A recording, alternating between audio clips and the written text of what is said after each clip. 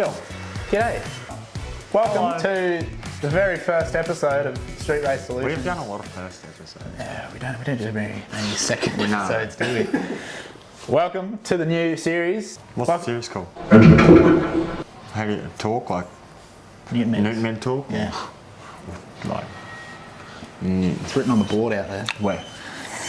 George wants to start up. George came out to us all real excited, and George was like, "Boys." And I was like, yeah, right. He's like, I really want to talk about some engines that we got in there, and I want to call it engine talk. So I was like, George, that's pretty good, let's do it. So we're talking this Off Michael! first episode. We've decided that we're going to talk about a well-known Japanese engine, very, very big in the import, not import, what's the word I'm thinking of? Modification?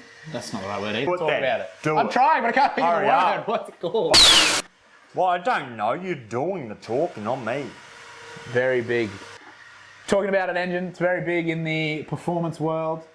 Very popular among young JDM enthusiasts for its ability to gain a lot of power in basically stock form. And of course, that engine is nothing but an SR20. Bud. God. You thought it was a 2J, didn't you? What's that Pokemon? Who's that Pokemon? It's a 2J! An SR20. Is that Pokemon? So what we have here today, ladies and gentlemen, is probably the most, utmost, fantastic. I can't get it enough. Off with your 2J. It's flawless 4-cylinder on the market today. What about a 4G63? What about it? It's got nothing to do with me. What about? Let me in here. Yeah, come in. I'm getting thick. Alright, so the SR20 very first appeared in a Bluebird, apparently. Nissan Datsun Bluebirds. Says cheat sheet. Says George's cheat sheet. If somebody wants to fact check that, because we didn't. 1989. Discover it at your Nissan dealer now. Come alive! Come and drive! Nissan! You know what's crazy? What? Why couldn't it be Yellowbird or Green Bird or something, but I chose blue? Over the years, become a very versatile engine. East-west, north-south, turbo, NA. That's all of the options, I Yeah, think. that's it. No supercharging. Put in a lot of different things. VVL head. This is the... It's probably the best head you could ever get. Literally, it's the Like, head. I know a lot of you have copped a bit of head, but this here, my friend, is the best head. What? What? Don't! On this particular one, we're running a top feed fuel rail with dual injectors each cylinder, so therefore we've got 8 of them. What? I can count. This particular engine belongs to James's 180, so this is actually an SR22. So this is a 2.2 stroker. It's got the VVL head, which is basically variable valve lift is what it stands for. So, can I open this? Have a squiz in there, George. Look at that. So we don't have any stuff in there. Oh, Daniel. Saved it. These are the, this is inside an SR20. So this is the very best of the best Ducks Nuts, Michael McMee, Mickey Mouse head you can get for an SR20. This is it. Like, if I could set up a combination station, it'd be this bad boy on a billet block and I'd be off. Yeah. If I could set up a combination Or station. combination station, brother, this would be involved in what it. else is 20? Hey, you got red top, you got black top, you got VCT, you got non-VCT, you You got got VVL. VVL, you got VLs with RB30s and big foot-ons and Did stuff. you say RB30? Who? RB30? No, that's next word. Have a quick look at this RB30 here. Very pretty. They label them as a dirty 30, George. This is far from a dirty 30. These VVL heads, this is the best head that you can get for an SR20. These actually came in, so the SR20s that came in the extras, Nissan extras. That's where these heads come from. They're pretty rare. If you find them, Give us hit a us holler. up and we'll buy them. We will buy as many Nissan X-Trail P12 P12s. heads that you can find. We Not will buy them. P11s, P12. Not P11s, got to be P12s. So if you find 11Ps, Hey, look, that says 12. you got to find another one and then we'll buy them. And give So it to us. P12 X-Trail heads, we're all about it. Hit us up. We'll buy them from you. Or steal them, I don't care. It's a square ball. They're not round. The pistons are actually like that. Like a cube, and they go... Square ball doesn't actually mean that it's a square piston. Square Basically, ball. what it refers to is it means that the stroke is the It's same. square. Across the board. Yeah. No.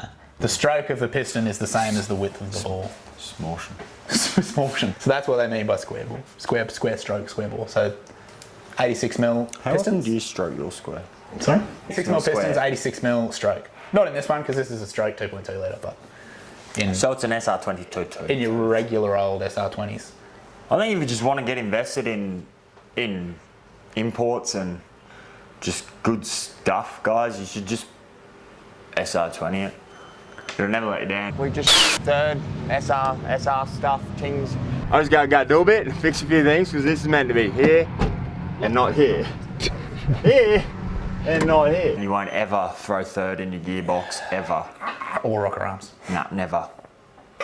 George, before he comes and grabs Daniel and I for these videos, does up a little cheat sheet of stuff that he thinks is interesting. And on his cheat sheet, 3 different times it says that SR20s gained popularity because of their reliability.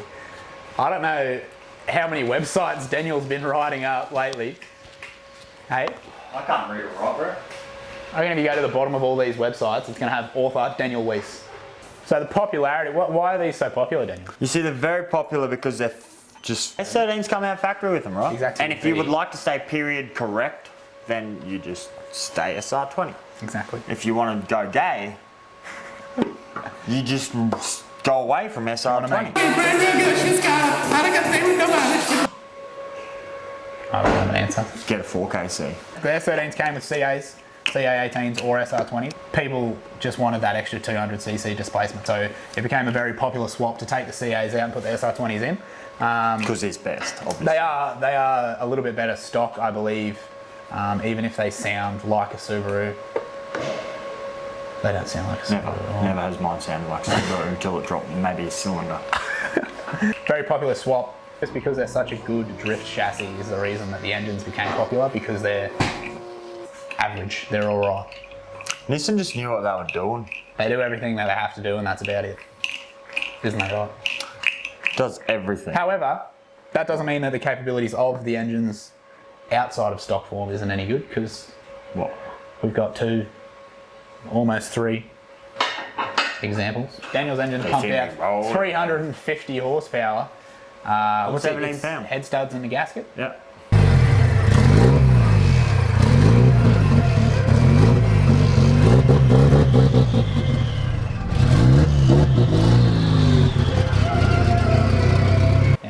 Head studs. So stock bottom end, untouched, head studs, gasket, 350 horsepower on E85. Top feed injectors and 1000 new turbo and cc's, stuff top like feed, that, but that's all pretty basic stuff. just the simple mods. So 350 horsepower from a stock bottom end is pretty good, really. Blake's car. So Blake's car is making 516 horsepower on 26 pound on E85. It's a G3770. It's turbo, yeah. It's a lot more out there. So it's a built bottom end. It's not a factory bottom end anymore. Built bottom end. It's got some headwork, big cans. So you can't compare apples to oranges, but if you could, you'd want the apple. You probably which is wouldn't go Blake's car. oranges first. No, I'd probably get apples You first. just skip straight to apple. Yeah. Wouldn't you? Blake's car being the apple. Because they don't have seeds, bro. They do have seeds. Apples have seeds. No, they have one big core. No, they have seeds. They have little seeds, and if you eat too many, you'll die. They got arsenic in them. I love watermelons. RB30 here, so this is a cast iron. Yeah, like Sounds wrong. an ironing That's board, wrong. but out of cast. So they're a cast block. These are still cast, but they're actually cast aluminium, so it makes them very light in comparison. So We'll never throw a leg out that there. cast aluminium bottom end in that lightweight S13 chassis meant that you didn't have a lot of weight hanging over the front end, so it kept them light and nimble, and obviously that's a sort of good thing when you Weight distribution Weight placement was distribution. on point. You want to be doing Mr. Sideways Skitty Boys. Hood rat stuff with your mates, you know. You want to do dumb stuff in your dumb car. No, it's not silly stuff, I bro. didn't It's say silly, I said enjoyable. dumb. It's not dumb. You just said hood rat. That is not dumb though. I don't know if you guys have heard, but SR20 has gained popularity over time. They're the best, you know. God's motor, they say. The God's motor, yeah. Oh, good old SR. God's motor. SR20, brother. What more you want to know about it? SR the world, bro. And I don't want to see the SR go. It's got a place in my heart for SR20s. All of these engines that we use, obviously, most engines these days, but because the SR20 has been around and been popular for a long time, they do have a very good range of aftermarket support and different brands and companies. So on this engine alone, we've got Plasma Man, CWC, 6-boost, Tarks. Yeah, there's an airflow extended sump on the bottom, ATI super damper on the front. So there's pretty much anything that you could possibly think that you want to do with an SR, somebody makes something to do that. They have been around and people have been playing with them long enough that everything's pretty much been figured out. There's no secrets anymore, you don't have to guess. So SRs are pretty popular in the engine swap game, sort of going into smaller chassis, so even smaller than they came in the S13s. See a lot of like Datsun 1200s getting around with SR20s. Generally anything bigger they sort of step up to like an RB or something like that, but these are still a very good engine to swap into something smaller. They are quite compact. They're very tall is the only thing. They are quite a tall engine, but they're very skinny. If you're considering throwing your SR in the bin, usually I would agree with you and I would say throw it in the bin. But for the sake of the video, you know, Daniel's car being a stock bottom end, that sort of shows you what potential you can get out or what you might be able to. You know, his might be, I won't say his is a unicorn, but he's definitely got like a good healthy bottom end to start with. So that sort of shows what you can do with a stock bottom end. So he's making 350 horsepower fairly reliably, fairly cheaply, just with a few basic mods. You go to the other end of the scale and you've got this engine here. So this is still an SR20, but 2.2 litre stroker. So this, we are aiming to make 800 horsepower, pretty much no worries at all. And it's got all the supporting mods to go with that. So that's on the other end of the scale. Right in the middle, you've got Blake's car. It makes 500 horsepower. There's no real secret to it. It's a very simple build, simple works. If you're thinking, you know, you see all these people getting around with their high horsepower RBs or LS swaps or anything like that, like every engine has its advantages and disadvantages. The biggest advantage that I can say an engine has is it being in the chassis it's meant to be in. So an S13 is made to have an SR20 in it. It's got the wiring, it's got the space, it's got, you know, everything that it needs for that engine to be in there. Everything. So if you're sitting at home and you're watching this video and you're like, gee, I'd love to put an RB in my car, it'll make so much power. It's not going to make so much power. Just and get an SR. Well, you know, you take an engine out of a car and you put it into another car that was never intended to be in, you run into problems every step of the way. If you've got an engine that's meant to be in that car, it's balanced for that car, you know, Nissan knows more than we do is something that we've said a lot of times since we've sort of started the shop up. So when we're sitting there trying to work something out and thinking why isn't something working or why is something the way that it is, you know, Nissan spent millions and millions of dollars developing these cars. For the most part, they know more than we do. Other than how to make them look pretty, we're tip top at that. We'll take Nissan all day. We've got number one on the hill for that regard. We are number one on the hill. So if you've got an SR20 in your car and you're like, and your reasoning for taking it out is to make more power, just leave it in there and do the work on the engine that's in there, because you're going to save yourself a lot of time and money in the long run. It's very easy to look at G-Up and say, oh, that's an RB, it makes 1400 horsepower. That obviously is an extreme example, but you know, every engine needs work on it to make power. There's no such thing as just putting... You don't buy an RB and it just comes with 1400. Yeah, that's right. You don't just put a 2J in your car and suddenly it makes 500 horsepower. It's not that easy. So everything is going to require work, and there's no reason why these SRs can't make power. As you can see, Daniel's car makes 350, Blake's car makes 500. This is going to make 800, no worries, every day of the week. So it's one of those things. We'll hang on them all day, every day at Daniel's expense. But at the end of the day, there's no real reason why they can't make the power that they do, and we've shown that. So and it's a great way to stay in shape. It is a great way to stay in shape. That was engine talk on the SR20.